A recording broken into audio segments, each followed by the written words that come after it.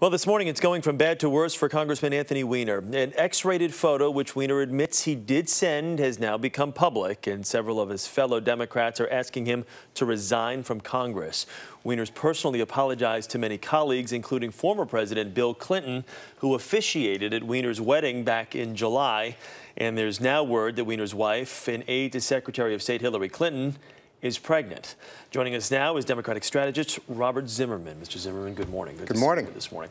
So more and more Democrats are calling for his resignation. Sure. He's adamant about staying at this point, but that was before the introduction of now this X-rated picture, and now there's talk of his wife being pregnant. The story just kind of keeps taking on a life of his own. Is this the last straw at this point?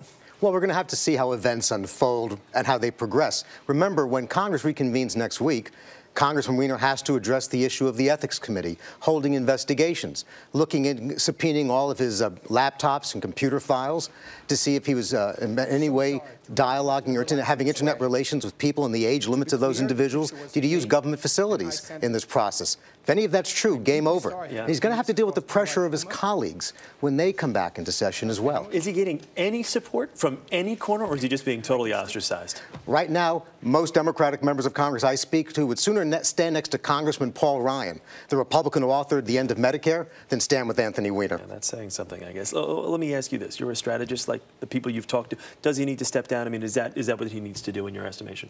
Look, the reality is he has been a great champion for many important causes. For instance, health care reform, tax reform, and he truly has to make a determination as to what's best for his issues he believes in, what's best for the Democratic message and his colleagues, and his own future. Personally, I think it's time for him to step down. I think it may be the best way for him to help build his future. He can be a very effective public policy advocate and not be in Congress. On a more serious note, not that this is not serious, but with the announcement that his wife is pregnant, I mean, the story really kind of takes on a little bit of a different narrative now. It's more about just Anthony Weiner's self-preservation.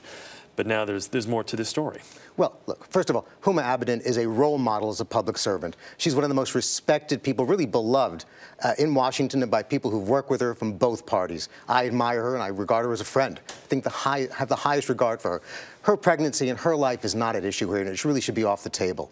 Anthony obviously has got to think about his family. I truly believe he loves his wife very much, and he's got to make that his focus. And I think politics for Anthony unless he wants to run for governor of California, and with that state's track record, maybe he's got a future. Yeah. But otherwise, he's really got to focus on, in my opinion, what's best for the issues he believes in, best for his family, and I think that's best served by perhaps pursuing public policy initiatives and not serving in Congress. All right, Mr. Zimmerman, thank you. Good to talk to you this morning.